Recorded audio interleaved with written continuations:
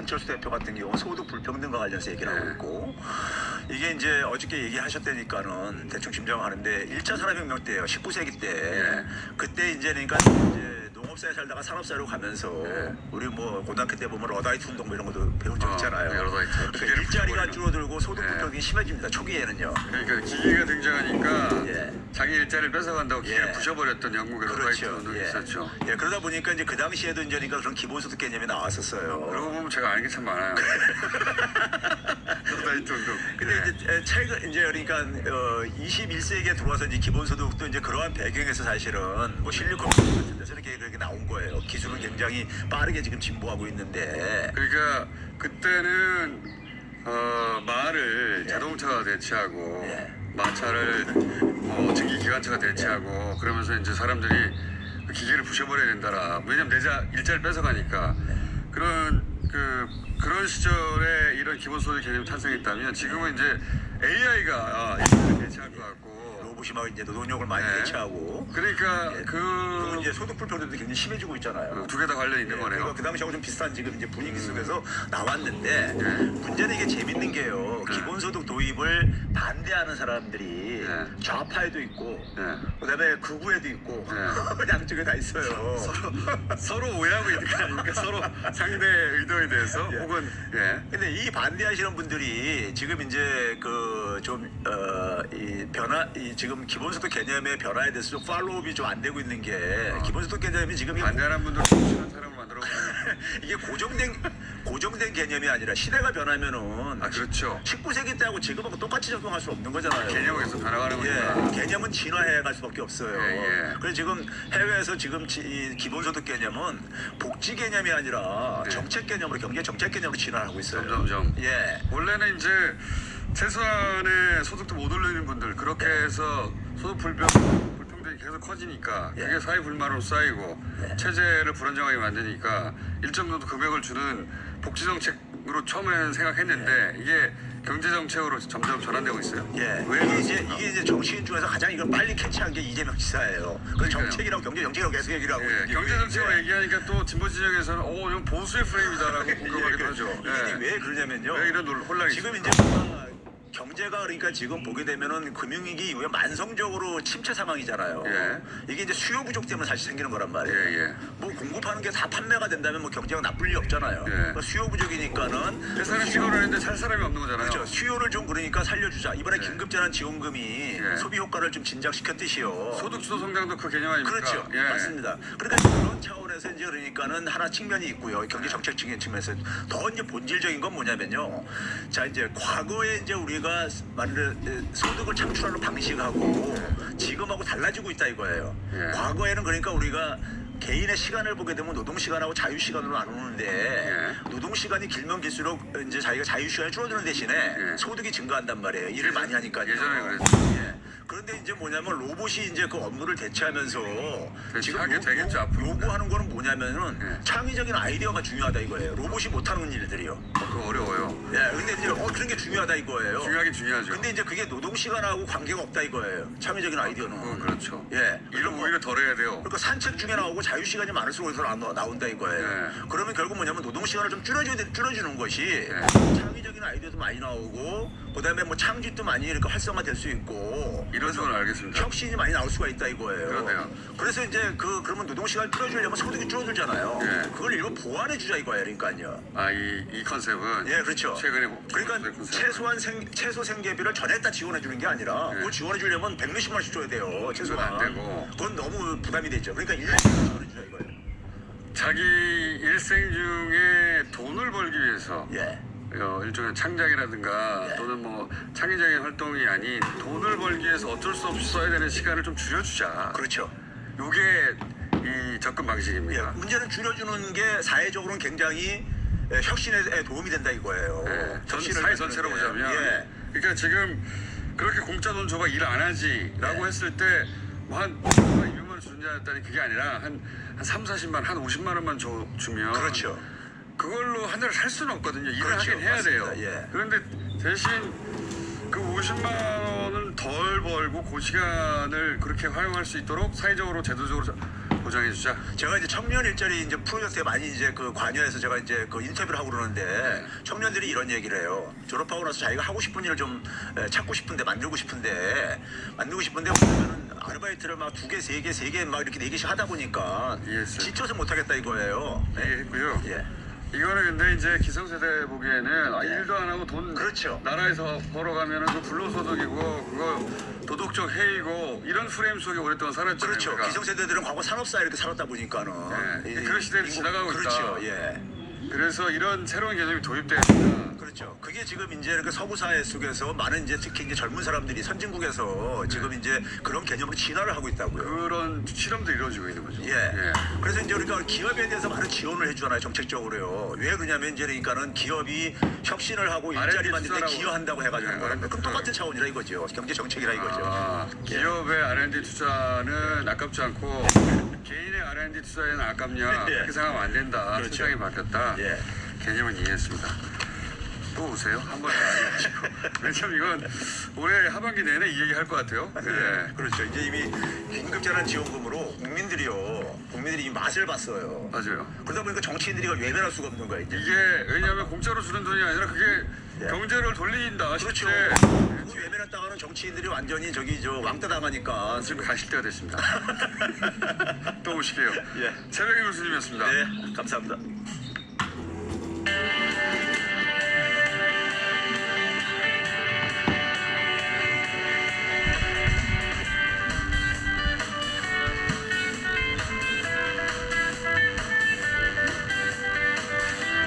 최근 중국, 미국과 대립하고 있는 중국 뉴스 굉장히 많이 나옵니다. 그리고 중국 내에서도 홍콩 관련 뉴스 굉장히 많이 나오죠. 중화권의 움직임이 세계 관심 대상인데 그런데 대만 뉴스는 별로 안 나와요. 근데 대만에서도 큰일이 있습니다. 그 얘기 좀 해보겠습니다. 한국 대만연구센터의 공유식 연구원 나오셨습니다. 안녕하십니까? 네, 안녕하십니까? 오랜만에 나오셨습니다. 네. 이 뉴스는 저도 다뤄보고 싶은데 아는 게 없어가지고 네. 그동안 미뤄두고 있었는데 기억나시는지 모르겠는데 그 국민당의 후보 친중 후보죠. 친중. 친중 상대적으로 친중이라고 볼 수 친중 후보. 있습니다. 가오슝 시장. 네. 정확하게는 발음이 어떻습니까? 가오슝. 가오슝 시장. 이분이 우리로 치면은 차기 대선 후보 차기 이미 대선 후보였죠. 그러니까 차기 유력한 대통령감, 총통감 뭐 네. 그런 식으로 거론되던 야당의 인사였는데 이분이 주민 소환이라는 방식으로 우리도 한 번도 해본 적이 없는데 그렇죠. 탄핵이 됐어요. 완전히 뒤집어진 겁니다. 예. 이 양반이 다음에 친중 인사로 대통령 총통되지 않을까라고 생각했던 가장 유력한 일본 후보였는데 탄핵에 대해서 민간인으로 돌아가 버렸어요. 그죠? 네. 이거 어떤 일이 벌어진 겁니까? 사실 시작은 이제 탄핵 자체가 대만 선거법상 이제 그 당선이 된지 임기를 시작한 지 1년 이후부터 가능하게 돼 있거든요. 예. 근데 이게 그 민진당 쪽과 사실 이제 민진당이 직접 나서지 않았습니다. 이번 예. 그 군소 정당, 이 소수 정당 한 두 정당과 예. 다른 시민단체들 쪽에서 깎고 있는 시민단체들이 주도가 돼가지고 이 박사님 지금 말씀 속도로 하면 우리가 다룰 수가 없어요. 네, 알겠습니다. 빨리 말씀하셔야 됩니다. 어쨌든 그 사실 가오슝이라는 자체가 대만 입장에서 우리 광주 같은 민주 성지예요. 예. 광주 사건 비슷한 사건도 가오슝에서 예. 발현돼서 이제 저기 1979년에 났었고 예. 12월 사건이라고 해서 가오슝 사건이라고도 하는데 그렇기 때문에 가오슝을 그리고 저번에도 아마 아시는 분 기억하실지 모르겠지만 어쨌든 그 20여 년 동안 직접 선거로 가오슝 시장을 뽑은 지 이래로 한 번도 국민당 후보가 당선된 적이 없는 동네인데 예. 거기에 그 한국이라는 가오슝에는 아예 기반도 없었던 돌풍을 사람이 일으켰지 그냥 않습니까? 갑자기 바람으로 됐거든요. 예, 예. 그러니까 이 사람은 그렇죠. 이미지와 바람과 구호로만 됐다. 예. 가오슝에 기반도 없고 가오슝 정책도 잘 모르는 사람이 어떻게 되느냐. 예. 그동안 가오슝에서 20년 동안 민진당이 너무 오래 했기 때문에 그거에 대한 반작용으로 됐는데 민진당이나 기타 대만 이 민주화 세력의 입장에서는 그것에 대해서 도저히 이건 승복 못한다. 네. 그래서 이사일 되자마자 그런 파면 얘기가 나오긴 했습니다. 그래서 네. 임기 끝나자마자 12월 24일 날, 25일 날 파면안을 벌써 시작했어요. 네. 근데 이제 그게 실제로 이루어질 줄 몰랐죠. 이제 시작을 했는데 네, 처음에는. 이 초기의 기세로 보면 그게 되기가 힘들었지만 네. 이미 시작했던 시점이 대통령 선거로 이제 시작한 상황이었거든요. 12월 29일 날. 이제 그러면서 이 민진당으로 기울고 그 다음에 국제 정세가 엄청나게 바뀌었잖아요. 특히 이제 중국 관련 홍콩 사태로 시작해서 완전하게 민진당 쪽으로 그 흐름이 들어왔으면서 이제 이것이 탄력을 받게 된 거고 선거에서 완전히 지우되면서 이것이 완전 이제 제대로 탄력받아서 이렇게 지금 이 사태까지 오게 된 겁니다. 비유하자면 약간 정리해보자면 네. 예를 들어 우리로 지금 광주 같은 곳에서 네. 통합당 후보가 당선된 것과 거의 비슷한 상황이잖아요. 네, 거기에도 아주 극보수로. 예. 그러니까 친박연대 사람이 당선됐다고 해야 될까요? 그 정도 비유될 수 있는 사안인데 근데 갑자기 바람이 불고 인기를 얻어서 시장에 당선됐어요. 네. 근데 이제 했던 사람, 이 사람 정도면 저런 진보 진영에서 그렇게 인기를 끄는 보수인 사람이면 차기 대통령감이다. 여론조사에서도 상당히 높게 나왔는데, 근데 최근에 이제 중국과 홍콩 사태를 보면서 대만 사람들의 마음이 중국으로서 급격히 멀어졌지 않습니까? 네. 그게 영향을 준 겁니까? 큰 영향을 줬죠. 이제 중국부터 멀어졌다기보다는 중국을 이제 두려워한다. 지금은 반중이라는 표현보다는 항중이라는 표현을 씁니다. 대항한다. 이제 그 정도는 이제 중국이 홍콩을 누르는 게 이게 미래의 대만 모습이 아니냐. 우리가 중국과 가까워져가지고 네. 홍콩 비슷한 지혜로 될지도 모른다. 그렇게 되면 가까워진다면. 적골이 될 것이다. 네네. 근데 이제 그것은 일종의 좀 하나의 이미지일 뿐이거든요. 네. 그리고 사실상 국민당 인사들이 친중을 외치는 건 정말로 중국으로 가겠다, 통일하겠다는 것보다는 현재 대만의 경제 상황이 중국과의 관계 개선이 없이 쉽지가 않다라는 거, 그런 기반하에서 경제 교류를 하고 이 정치적인 것도 그것을 위한 중국이 얘기한 지월 공식 92년도의 합의라는 최소한의 그것만 받아들이고 가자는 게 갖고 그것이 마잉주 때 그렇게 해왔는데 민진당에서 그 받아들이지 못하겠다 해서 차이잉원 때부터는 그것을 딱 이제 그거에 대해서 이제 모호하게 처리해 버렸거든요. 이제 현상 유지로 간다 뭐 이렇게 가는데 그러다 보니까 이 국민당 쪽엔 친중이라는 프레임이 이제 갈 수밖에 없는 중국 어떻게 따지면 중국이 그걸 씌워줬다는 표현도 맞을 정도로 이제 그렇게 되니까 지금 도저히 TBS 캠페인 서울 주세요. 서울 한 개 주세요. 서울 한 그릇 주세요. 서울 한 발 주세요. 서울 한 송이 주세요. 서울 한 곡 주세요. 서울 한 시간 주세요. 서울 한 잔 주세요. 보이는 상품에서 보이지 않는 상품까지 서울이 만들고 세계가 함께 쓰는 브랜드 서울메이드. 현재가 만들고 미래가 함께 쓰는 브랜드 서울메이드. 서울 주세요. 서울메이드.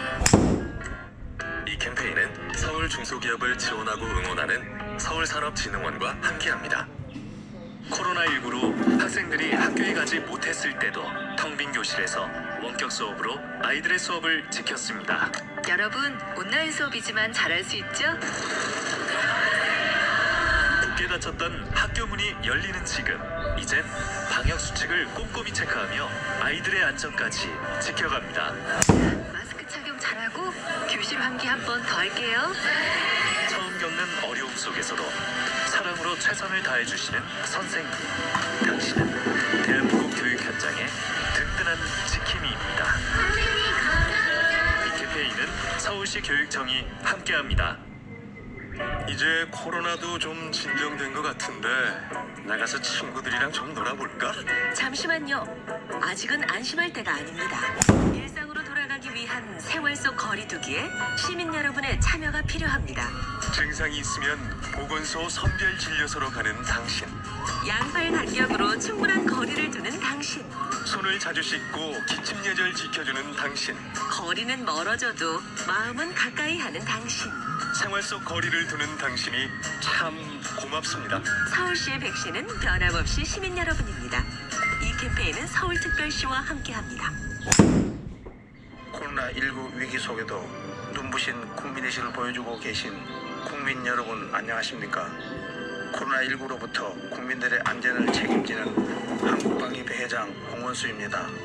한국방역협회는 코로나19 사태 시작부터 확진자들이 다녀간 곳 그리고 치료병원, 감염 위험이 상존하는 생활치료센터 등 전국 어디든 국민의 위생 방역을 위해 일하고 있습니다. 앞으로도 생활방역과 거리두기를 철저히 지켜 코로나19를 지혜롭게 이겨냅시다. 한국방역협회 10만 방역인들은 항상 국민의 안전을 위해 최선을 다하겠습니다. 5등급 노후 경유차가 내뿜는 미세먼지. 5등급 노후 경유차를 조기에 폐차.